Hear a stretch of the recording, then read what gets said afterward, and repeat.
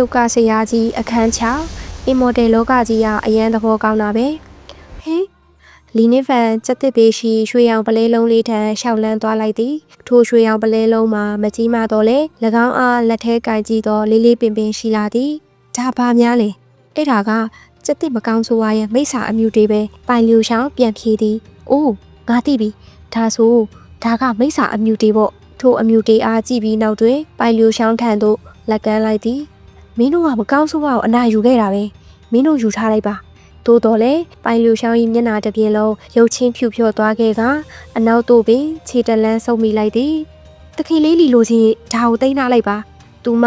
ကြောက်လန့်တကြအော်မီမတက်ပင်ဒီဆရာကြီးကသူမအားဆန်းသက်နေသည်မှသိကြသည်သူမသာ၎င်းအမြူတွေအားသိမ်းထားလိုက်ပါကညီတို့တည်သွားရမှန်းသိနိုင်မည်မဟုတ်ချေ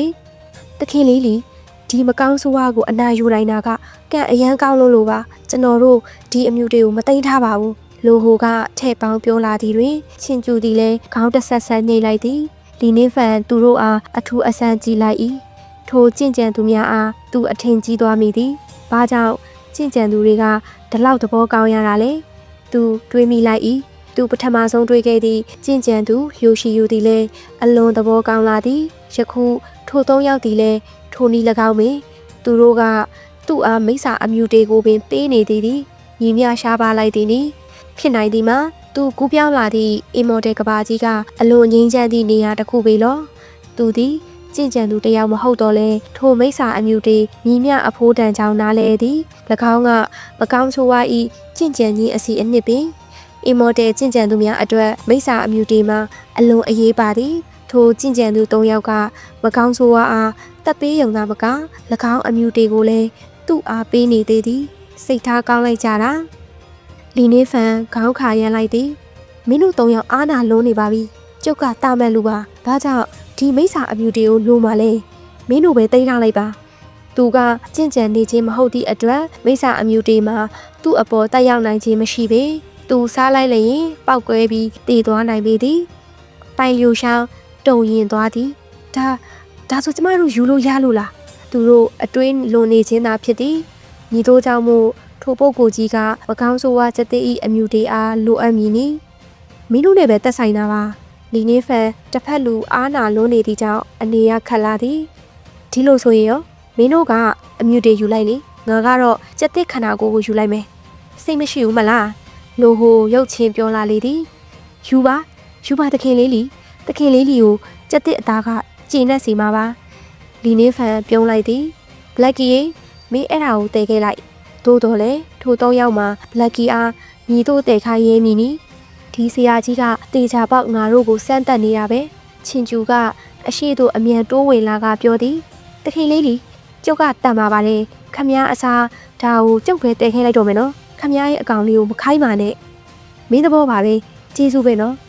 လီနေဖန်ဝမ်းတာစွာပြန်ပြောသည်ဒီကျင့်ကြံသူ၃ယောက်ကသဘောကောင်းလိုက်ကြတာလီနေဖန်မှာနန်းနန်းအားချီရင်ဘလက်ကီနှင့်အတူကျွေလွှင့်မျိုးစီသူဆင်းလာကြသည်နန်းနန်းလုံချုံသည်အားမြင်သည်တွင်အန်တီချမ်းမှာအလွန်ကျေးဇူးတင်နေမိသည်သူမမျက်ရည်အဝဲသားဖြင့်ကျေးဇူးပါပဲကြီးမြတ်တဲ့ကျင့်ကြံသူတို့ကျေးဇူးပါပဲတခင်လေးလီရဲ့အန်တီချမ်းဒီကျင့်ကြံသူ၃ယောက်ကမကောင်းဆိုးဝါးကိုတတ်ပေးခဲ့တာကျွန်တော်ဘာမှမလုပ်လိုက်ရဘူးလီနေဖန်ရှင်းပြသည်အတိအကျပဲကျင့်ကြံသူ၃ယောက်မှာတော့ခေါင်းတစ်ပန်းကြီးသွားကအမှတ်မယူရဲကြပေသူတို့ချက်ချင်းပြန်ပြောလာကြသည်တခင်လေးလီခမည်းအရင်ရင်ကျေးလို့နေပြီဒါတွေအားလုံးခမည်းနဲ့ထိုက်တန်တာပါဟုတ်တယ်ငါတို့ဒီနေ့ကံကောင်းသွားတာမင်းလုတ်ခဲ့တာနဲ့ရှင်ငါတို့မရှင်းနိုင်ပါဘူးကျင့်ကြံသူ၃ယောက်မှာလီနေဖန်အားအလွန်လေးစားစွာဆက်ဆံနေသည့်အားမြင်တော့ပတ်ဝန်းကျင်ရှိလူများမှာလီနေဖန်အားတအံ့တအောကြီးဝိုင်းကြည့်လာကြသည်တခင်လေးလီကတခိတ်ခဏဝေမဲကျင့်ကြံသူတွေကတော့သူ့ကိုလေးလေးစားစားပြောရတယ်အထင်ကြီးစရာပဲသို့တော်လည်းကျင့်ကြံသူများထို့သို့ပြောသည်တွင်လီနေဖန်တယောက်ရှက်တလို့ခံစားလိုက်ရသည်တစ်ဖက်မှာအလွန်အားနာလွန်းလာသည်ကိုလည်းသူတွေးမိ၏သူ့ခေါင်းထဲအတွေးတစ်ခုဝင်လာမိသည်သူ့အိမ်အနောက်ရေကန်ထဲတွင်မကောင်းဆိုးဝါးရှိနိုင်သည်ဆိုမှတော့ထိုကျင့်ကြံသူ၃ယောက်အားအဖေကြောင့်မဖိတ်ခေါ်ရမည်နီသူတို့ကအားနာလွန်းသည်ကြောင့်သူသည်လည်းဧခံတင်မိသည်ထို့သို့တွေးမိသည်နှင့်သူဖိတ်ခေါ်လိုက်လေသည်ခမည်းတော်၃ယောက်လည်းပင်ပန်းနေပြီကျွန်တော်အိမ်ကိုလိုက်ခဲ့ပြီးစက်တစ်အသားကိုလိုက်စားကြပါလားထို၃ယောက်တီတော့အတွေးလွန်သွားသည်သူတို့ညီကဲ့သို့ဆရာကြီးဟုဖိတ်ခေါ်မှုအား ငင်းဆန်တိုင်းညီနီထို့သောနည်းဒီနေ့ဖန်မှာကျင့်ကြံသူ၃ယောက်အားခေါ်လာပြီးပစွန်စိတ်များနှင့်လိတ်တကောင်လက်ထဲကိုင်ကပြန်လာလေသည်အိမ်အရှိရှိ၄ပိုင်းသောဖိတုကာပညာရန်နှင့်ရုပ်ထုများအားမြင်သည်တွင်ကျင့်ကြံသူ၃ယောက်မှတအံ့တအောကြီးဖြစ်သွားကြသည်၎င်းမှာတကယ်ဆရာကြီးတူတူတိတ်တိတ်နေထိုင်သည့်နေရာတစ်ခုဖြစ်ရပေမည်ထိုဖိတုကာပညာနှင့်ရုပ်ထုတို့မှာထူးခြားဆန်းကျယ်ပြီးစိတ်ဝိညာဉ်ချီတို့မှလည်းနတ်ပုံနတ်နန်းအလားထူပြောနေလေသည်ရှောင်းပိုင်တကားဖွင့်လိုက်ကလှုပ်ဆက်သည်အိမ်ကကြိုဆိုပါတဲ့သခင်စိတ်ဝိညာဉ်ရုပ်သေးလားထို၃ယောက်မှပါဇက်အဟောင်းသားဖြစ်သွားပြီးပြူးကျဲနေသည့်မျက်လုံးများကရှောင်းပိုင်အားကြည့်မိသည်တွင်အချိန်မရွေးပြုတ်ကျတော့မိဟန်ရသည်ဒါစိတ်ဝိညာဉ်ရုပ်သေးမဟုတ်ပါဘူးလှဲ့ကွက်အချို့ပါဒီနေ့ဖန်ရှင်းပြရဲ့ညီငွေနေလေပြီကျင့်ကြံသူ၃ယောက်မှတယောက်နဲ့တယောက်လက်ကုပ်ပြီးတိတ်တိတ်ဆိတ်ဆိတ်သာနေလိုက်ကြသည်သူကစိတ်ဝိညာဉ်ရုပ်သေးအားလှဲ့ကွက်အချို့ဟုခေါ်လိုက်သည်လောထို့သောဆိုလျင်စိတ်ဝိညာဉ်အသိဉာဏ်ရှိသည့်ရုပ်သေးတစ်ခုမှာဆရာကြီး၏မျက်လုံးထဲတွင်လက်ကွက်လေးသာဖြစ်နေနိုင်သည်သူတို့၃ယောက်မှပြောစရာစကားများမဲ့ကုန်သည်သူတို့လုံနိုင်သည်မှာခက်ကုတ်ကုတ်နှင့်လီနီဖန်နောက်သို့လိုက်သွားခြင်းပင်လီနီဖန်သူတို့အားဧည့်ခံထဲသို့ခေါ်လာသည်အထဲသို့ဝင်လိုက်သည်နှင့်ပင်ထို၃ယောက်လုံးနှက်ခမ်းများတစ်ဆက်ဆက်တုံသည့်အထိပင်တုံလောက်သွားကြသည်ဒါကအခန်းတွင်ကြည့်ပြီးနောက်သူတို့ဆွန့်အားသွားကြသည်အခန်းအတွေ့ရှိရောင်ပြန်ကြွေပြားများမှာသူတို့အရေးအားထင်ဟပ်နေလေသည်နိုင်ငံနှင့်ပရိဘောဂါတို့မှလည်းနှင်းအလားဖြူဆို၏ဆိုဖာသို့မဟုတ်ဇပွဲများသည်လေကျင့်ကြံသူများ၏မျက်လုံးထဲထူးဆန်းနေလေကအသည့်အဆန်းတစ်ခုအလားပင်အင်မော်ဒယ်ကျင့်ကြံသူများဖြစ်ကြသည့်တောင်မှထိုအပြင်အစင်နှင့်အတွေ့အကြုံတို့ကြောင့်မှင်သက်ရပေသည်အင်မော်ဒယ်ကဘာတွင်တာမန်လူများမှာတစ်သားအိမ်သို့မဟုတ်ဓနိအိမ်ဖြင့်သာနေထိုင်ကြသည်ကျွေပြားအစားကျန်းပြင်းတွင်မြေစီလွှာသာရှိသည်အင်မော်ဒယ်ကျင့်ကြံခြင်းဂိုင်းများ၏အဆောက်အဦများမှာခန်းနာလျင်နောက်မှာလီနေဖန်၏၄ပိုင်းသောဘိတုကာပညာအားမမီပေတခင်လေးလီဒီအဖြစ်အစဉ်ကပိုင်လျိုရှောင်းမှာသူမမြင်နေရသည့်အပေါ်အံ့အားသင့်မိသည်သူမအားအမြင်ကျဲသွားစေသည့်အလားခံစားလိုက်ရသည်ဒါခေတ်သစ်ပုံစံလေးပါ